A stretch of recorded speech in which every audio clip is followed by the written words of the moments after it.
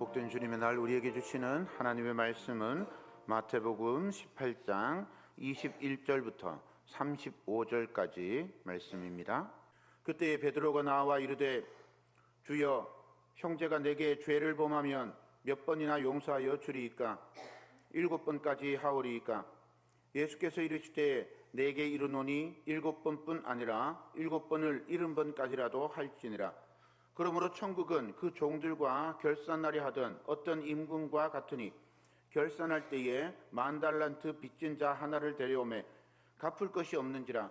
주인이 명하여 그 몸과 아내와 자식들과 모든 소유를 다 팔아 갚게 하라 하니 그 종이 엎드려 절하며 이르되 내게 참으소서 다 갚으리이다 하거늘 그 종의 주인이 불쌍히 여겨 놓아 보내며 그 빚을 탕감하여 주었더니 그 종이 나가서 자기에게 100데나리온 빚진 동료 한 사람을 만나 붙들어 목을 잡고 이르되 빚을 갚으라 하매 그 동료가 엎드려 간구하여 이르되 나에게 참아 주소서 갚으리이다 하되 허락하지 아니하고 이에 가서 그가 빚을 갚도록 옥에 가두거늘 그 동료들이 그것을 보고 몹시 딱하게 여겨 주인에게 가서 그 일을 다 알리니 이에 주인이 그를 불러다가 말하되 악한 종아, 내가 빌기에 내가 내 빚을 전부 탕감하여 주었거늘 내가 너를 불쌍히 여김과 같이 너도 내 동료를 불쌍히 여김이 마땅하지 아니하냐 하고 주인이 노하여 그 빚을 다 갚도록 그를 옥졸들에게 넘기니라.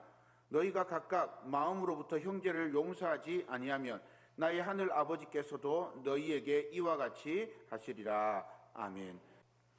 오늘도 우리 하나님의 은혜가 함께하기를 소망합니다. 오늘은 원래 예수님의 수세주일로 지킵니다. 예수님께서 공생애를 시작하시면서 처음 세례받은 날을 기념하는 그런 날입니다. 정확하게 이 날이다 이건 아니고 그냥 우리가 이 날로 같이 기억하여 지킵시다 라고 세계 모든 교회들이 함께 이렇게 합의를 한 날입니다. 1월 6일이 주현절입니다. 주현절은 평일날에 있어요. 1월 6일이 주현절이고 주현절은 성령이 비둘기같이 임한 때를 기념하는 날이에요. 그래서 주현절은 예수님이 세례받은 날도 주현절이라고 할 수도 있고요. 변화산에서 하나님의 음성이 들린 날도 주현절이라고 할 수 있습니다. 그래서 주현절은 평일날이고요. 예수님의 수세주일은 그 주현절 지난 첫 번째 주일로 지킵니다. 이제 주현절이 지나면 다시 일상의 절기가 시작돼요. 교회 절기들 중에 이제 사순절 그리고 대림절 이 두 개의 큰 절기가 있고요. 그 나머지 기간들은 일상의 절기라고 해서 성령 강림 후 절기, 그 다음에 주현절 후 절기 이렇게 있습니다. 부활절 후에는 이름이 없어서 사람들이 요즘은 그냥 창조절 후 뭐 이렇게 붙이기도 합니다. 보통은 성령 강림절 후 이렇게 붙입니다. 이렇게 이제 우리 절기들이 지나가는데 오늘은 제가 지난주에도 말씀드린 것처럼 2026년 우리 봉동교회 표 용서 사랑의 시작입니다 라는 주제를 함께 더 나누고자 합니다. 그래서 용서와 사랑에 관한 하나님의 말씀을 나누도록 하겠습니다. 오늘 제목은 좀 특별합니다. 용서, 잡은 목을 놓아주는 것, 이렇게 제목을 붙였어요. 오늘 말씀을 읽다 보니까 이 10,000달란트 빚진 사람이 동료에게 가가지고 100달란트 빚을 갚아라 이러면서 목을 붙잡았다 이러는데, 목을 붙잡았다 이걸 시쳇말로 모가지를 비틀어 잡았다 뭐 이렇게 표현할 수 있습니다. 이건 교회에서 쓰면 안 되는 말이지만 바깥에 있는 사람들은 그렇게 많이 씁니다. 모가지를 확 비틀어 잡아가지고 요놈 돈 내놔라 이렇게 말하는 것. 용서는 요 모가지를 확 비틀어 잡는 것을 놓는 것, 붙잡고 있는 손을 놓아주는 것, 이것이 용서라고 오늘 본문이 가르쳐주고 있는 것 같습니다. 오늘 본문의 말씀을 한번 생각해 보겠습니다. 예수님께 베드로가 질문을 해요. 예수님, 형제가 자꾸 저한테 범죄를 합니다. 죄를 짓습니다. 실수를 해요. 제 마음을 아프게 합니다. 몇 번이나 용서를 해 주어야 합니까? 7번 용서해 주면 되지 않겠습니까? 7번은 이 히브리 사람들한테는 굉장히 중요한 숫자입니다. 완전수라고, 완벽한 수입니다. 그래서 7번 용서해 주면 완전히 용서해 주는 것 아닙니까? 이렇게 예수님께 물었어요. 그랬더니 예수님께서 놀라운 대답을 하십니다. 7번뿐 아니라 7번을 70번까지라도 용서해 줘라, 이렇게 말씀하신 겁니다. 베드로의 질문은 아주 솔직하죠. 몇 번까지요? 어디까지 해야 됩니까? 우리가 용서하는 선이 어디까지입니까? 어디까지 우리한테 실수하거나 우리를 힘들게 하거나 상처 주면 어디까지 용서해 줄 수 있습니까? 저 사람은 사과도 안 해요. 맨날 제가 참아야 됩니까? 용서하면 만만하게 보잖아요. 가만히 있으면 뭐라고요? 가마떼기로 한다 그러잖아요.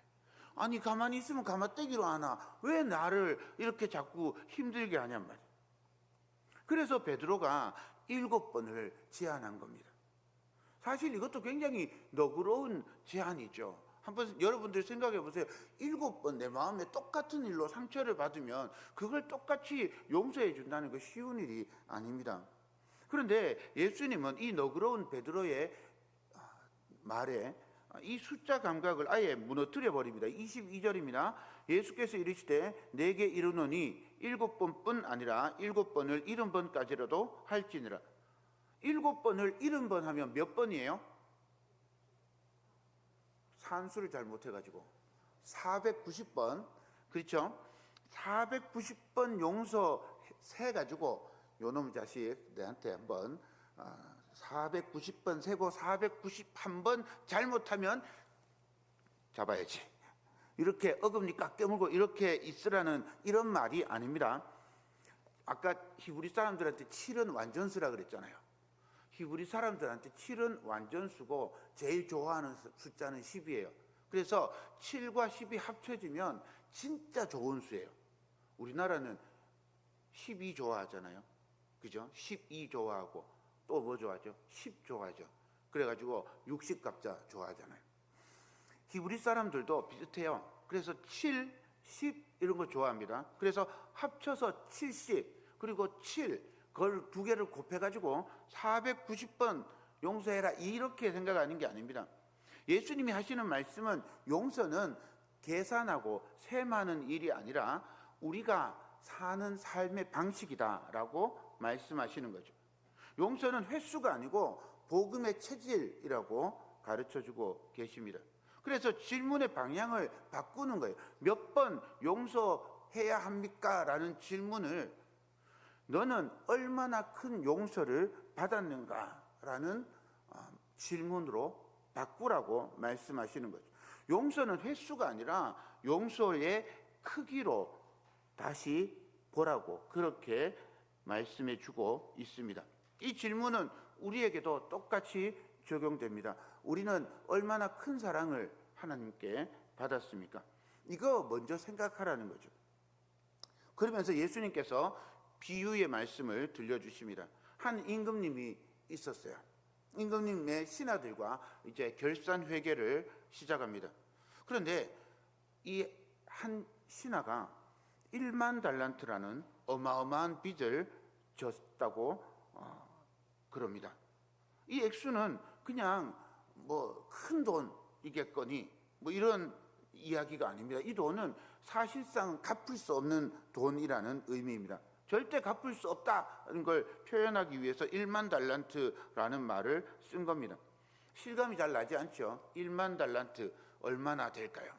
아동부, 중고등부에서는 달란트를 선물로 줘요. 그래서 1만 달란트 하면 뭐 그냥 얼마 되겠지 이렇게 생각을 하는데 이거 우리나라 돈으로 한번 계산을 해봅니다. 1달란트, 한 달란트는요 6천 데나리온입니다. 1데나리온은 하루 품값 품값입니다. 돈 잘 버는 사람 품값이 아니고 보통 노동자 하루 품값이에요. 요즘 그 노동자들 얼마 받아요? 일하면 얼마 받습니까? 저 현수막도 막 붙어 있던데요. 그 마늘 심으러 가면 얼마 받습니까? 15만 원. 15만 원 더 받지 말라고 현수막도 붙어 있더라고요. 한 15만 원 생각을 해보십시오. 그러면 6천 데나리온이면 한 달란트가 9억입니다. 9억. 많죠?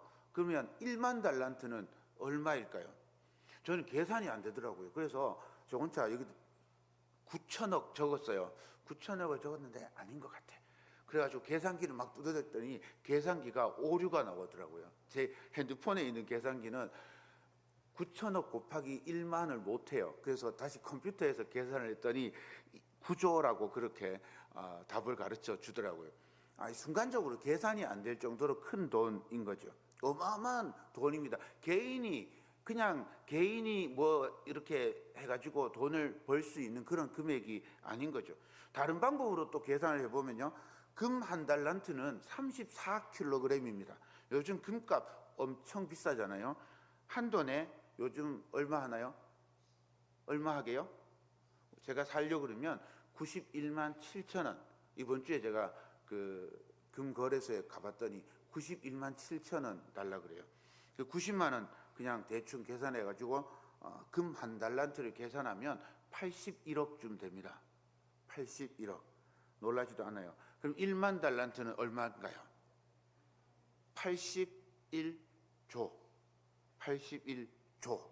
네, 81조입니다. 북한의 1년 GDP, 북한 주민이 전부 다 모아가지고 다 돈을 얼마 버냐 했더니 170조인가 뭐 그렇게 번대요. 그러니까 이 81조는 북한이 81조 두 개만 있으면 2만 달란트면 북한 1년 총 수입하고 맞먹는 돈입니다. 엄청난 돈인 거죠. 절대 갚을 수 없는 돈, 이걸 의미하는 겁니다. 유대에서 예수님 시대에 유대 땅에서 로마에 바치는 세금이 800에서 900달란트 정도 됐대요. 1000달란트가 안 된 거죠. 개인이 이걸 가지고 있는 거죠. 개인이 임금한테 이걸 빌려 가지고 있는 거예요. 이거 어떻게 갚겠습니까? 개인은 절대로 이 돈을 갚을 방법이 없음을 가르쳐 주고 있습니다. 그런데 임금님이 말해요. 이때 임금님은 아주 지독하리 많지 공정합니다. 25절입니다. 갚을 것이 없는지라 주인이 명하여 그 몸과 그 아내와 자식들과 모든 소유를 다 팔아 갚게 하라 하니, 갚아라. 못 갚으면 너와 가족과 모든 소유를 다 팔아서라도 갚아라. 이 말에 종이 그냥 납작 엎드립니다. 1만 달란트라는 돈에 자신과 가족을 다 팔아서 갚으라라는 말에 숨이 콱 막히는 거죠. 이 숨이 콱 막힌 종이 어떻게 할 수 있는 방법이 없어요. 그래서 그냥 임금님한테 엎드려가지고 비는 것밖에 없습니다. 26절입니다. 그 종이 엎드려 절하며 이르되 내게 참으소서 다 갚으리이다 하거늘. 참아주십시오. 한 번만 참아주시면 제가 돈 벌어서 갚아드리겠습니다. 여러분, 이거 원래는 다 갚을 수 없어요. 아무리 나가서 돈을 벌어도 1만 달란트를 어떻게 갚을 수 있겠습니까? 근데 임금님이 이 종을 불쌍히 여겼어요. 그래서 놓아 보내주면서 빚을 탕감해 주었습니다. 놓아 보내주면서 빚을 그러면 5천 달란트만 갚아라 뭐 이렇게 하지 않습니다. 아예 탕감해 주었어요. 왜 탕감해 주었습니까? 불쌍해서 긍휼히 여기는 마음으로 탕감해 준 겁니다. 이것이 복음의 핵심입니다. 종이 빚을 갚을 능력이 있어서 탕감받은 게 아닙니다. 종의 능력을 증명해내서 용서받은 게 아닙니다. 임금님이 그저 종을 불쌍히 여겨서 놓아준 것입니다. 우리는 모두 죄값을 치를 방법이 없는 죄인입니다. 그런데 우리 주님께서, 예수 그리스도께서 십자가의 보혈로 우리를 값없이 의롭다고 해주시고 모든 죄를 다 용서해 주셨습니다. 그래서 우리가 사함받고 탕감받은 사람이 된 겁니다. 용서는 놓아주는 것에서부터 시작합니다. 하나님이 우리를 먼저 놓아주셨습니다. 우리 임금이신 하나님께서 우리의 모든 빚을 없애주셨습니다. 얼마나 고맙고 행복한 일입니까? 이 종이 임금님의 그 사랑과 긍휼에 감사하듯이 우리 하나님께 감사하며 찬양하는 저와 여러분 되기를 간절히 소망합니다. 비유는요, 여기서 끝나지가 않아요. 새롭게 시작됩니다. 종이 기뻐가지고 룰루랄라 그러면서 막 나오는 거예요. 천국은 마치 찬양을 하면서, 오늘 천국은 마치 아동부에서 찬양했거든요. 막 찬양하면서 나왔습니다. 너무너무 행복하게 나오는데 눈앞에, 저 앞에 보니까 나한테 빚진 놈이 있네. 100데나리온 빚진 친구가 있는 거예요. 만나자마자 막 쫓아가가지고 바로 목을 탁 틀어잡고 말합니다. 28절입니다. 그 종이 나가서 자기에게 100데나리온 빚진 동료 한 사람을 만나 붙들어 목을 잡고 이르되 빚을 갚으라 하며, 빚 갚아라. 여러분, 여기 핵심은 돈이 아닙니다. 빚 갚아라. 돈 100데나리온은 내놔라, 이 말이 아니에요. 중요한 건 태도입니다. 지금 이 친구 동료에게 대화가 아니라 압박을 하고 있어요. 권면이 아니라 목을 조르고 있습니다. 목을 조르는 건 실제 목을 조르는 것과 더불어서 심리적으로 이 빚진 자에게 마음을 억눌러서 숨쉬지 못하게, 호흡하지 못하게 만드는 겁니다.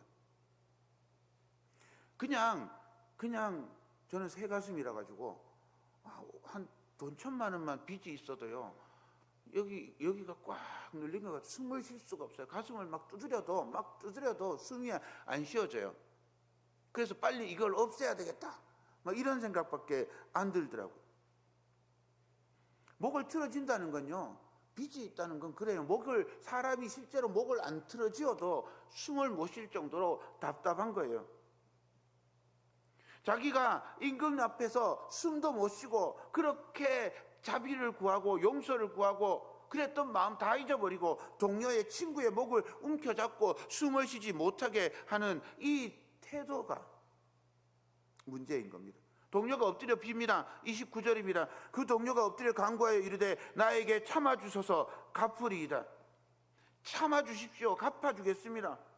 놀라운 건 이 동료의 말이요, 조금 전에 자기가 왕에게 했던 말과 똑같은 거예요. 왕에게 이렇게 자기가 간절히 용서를 구하고 빚을 갚을 테니까 참아달라고 그렇게 부탁했는데 바로 나와가지고는 동료의 부탁은 들어주지 않고 감옥에다가 집어넣었습니다.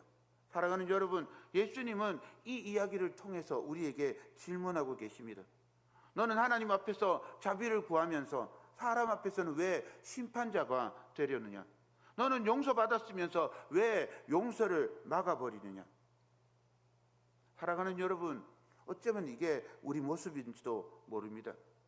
하나님께 큰 빚을 탕감받은 사람, 하나님께 우리의 모든 죄를 용서받은 사람인데 실제로 우리 삶의 자리에서는 100데나리온을 붙잡고 상대의 목을 움켜잡고 그러고 있는 건 아닌지 예수님께서 우리에게 묻고 있는 겁니다.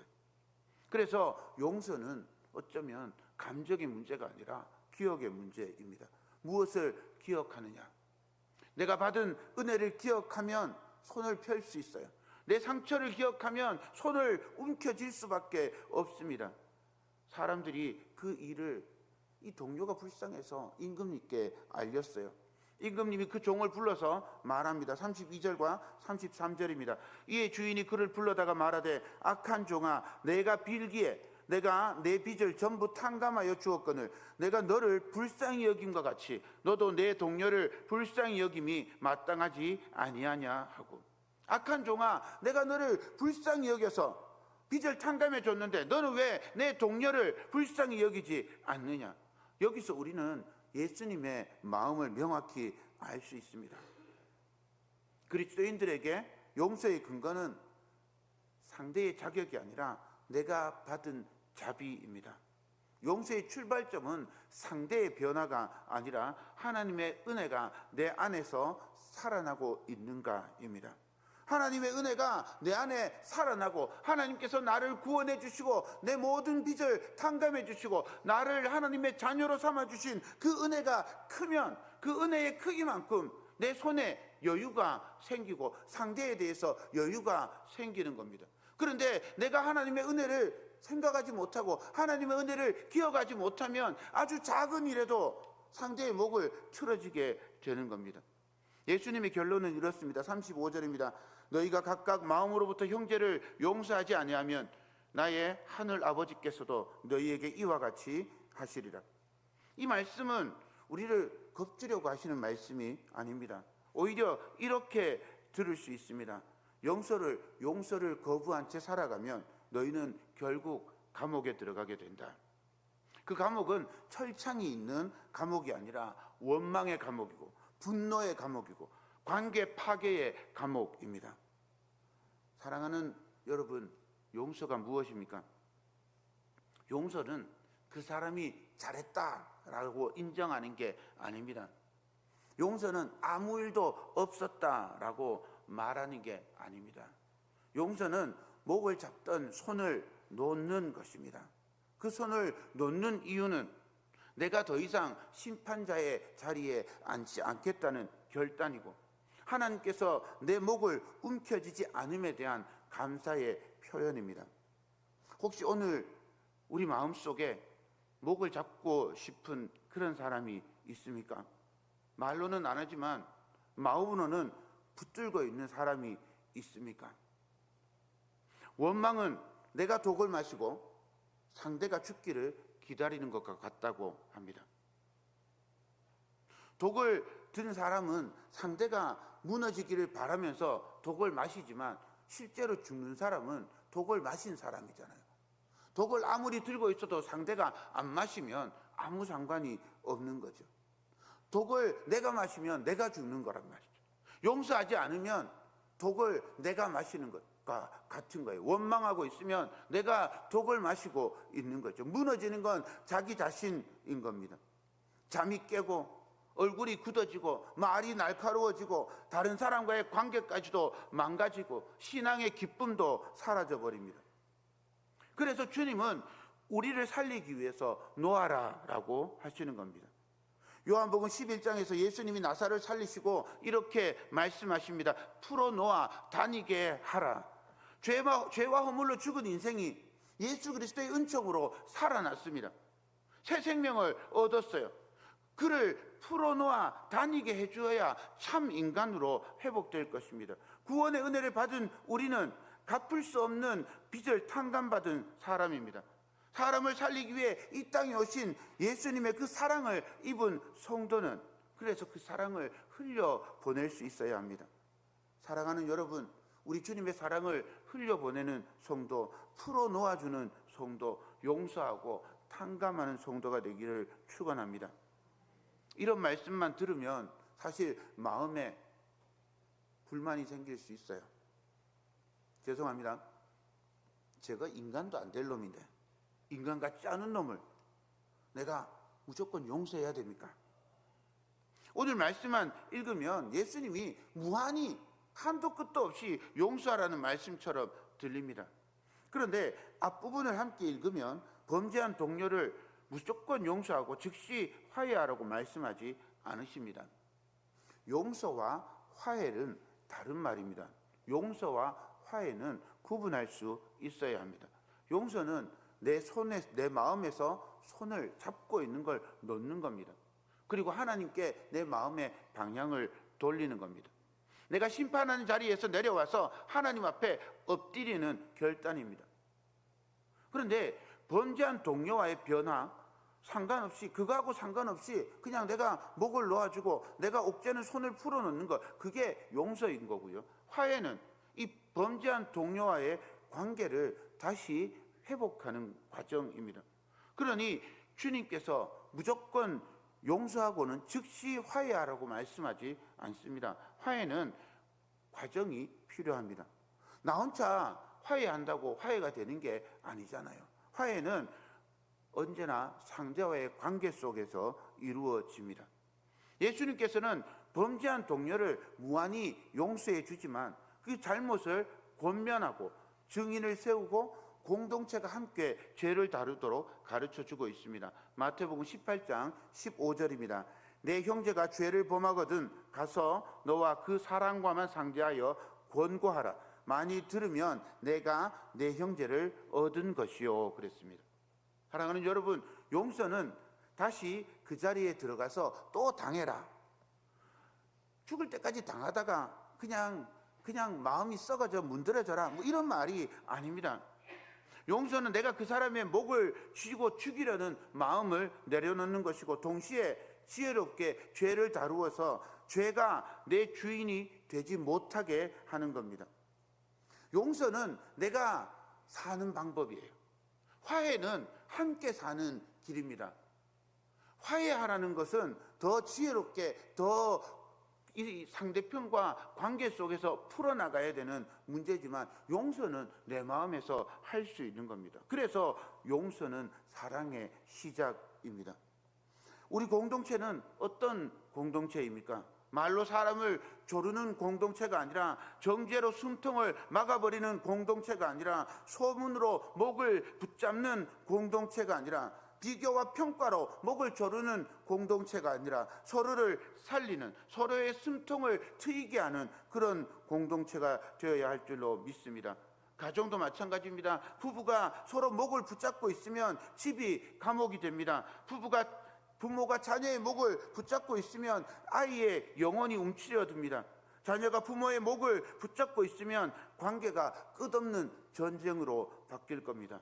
복음은 우리를 그런 감옥에서 꺼내고 자유의 자리로 인도합니다. 사랑하는 여러분, 주님은 오늘 우리에게 한 가지를 원하십니다. 놓아라. 그 사람을 풀어주라는 말이 아니라, 그 사람이 옳다는 뜻이 아니라, 그 사람을 놓아준다는 말은 내가 심판자의 자리에서 내려오겠다는 의미입니다. 내가 심판자의 자리에서 내려오는 그 순간에 내 영혼이 숨을 쉬고, 내 가정이 숨을 쉬고, 우리 공동체가 숨을 쉬게 될 줄로 믿습니다. 오늘 말씀 앞에서 여러분 마음에 떠오르는 얼굴이 있습니까? 그 사람을 주님 앞에 올려드리기를 바랍니다. 내 손으로 쥐고 있던 목을 주님께 내어놓기를 바랍니다. 왜냐하면 우리는 이미 주님께서 우리를 놓아준 은혜를 경험한 사람이기 때문입니다. 십자가는 하나님이 우리 목을 잡고 정죄하는 것이 아니라, 우리의 죄값을 대신 지시고 우리를 놓아 보내신 사건입니다. 그러니 오늘 우리가 잡고 있는 것을 놓을 수 있기를 원합니다. 용서는 사랑의 시작입니다. 사랑하는 여러분, 하나님께서 우리의 갚을 수 없는 큰 빚을 탕감해 주셨습니다. 독생자 예수 그리스도를 보내주셔서 십자가의 보혈로 모든 빚을 탕감해 주시고 깨끗하게 해주셨습니다. 이 큰 은혜를 받은 우리가 용서를 흘려보내는 사람, 받은 은혜가 너무 커서 받은 상처가 금방 치유되는 사람, 내가 잘못한 사람의 목만이 아니라 우리 자신의 목을 놓아서 자유롭게 다니는 사람, 그리스도의 사랑을 흘려보내는 사람이 되기를 축복합니다.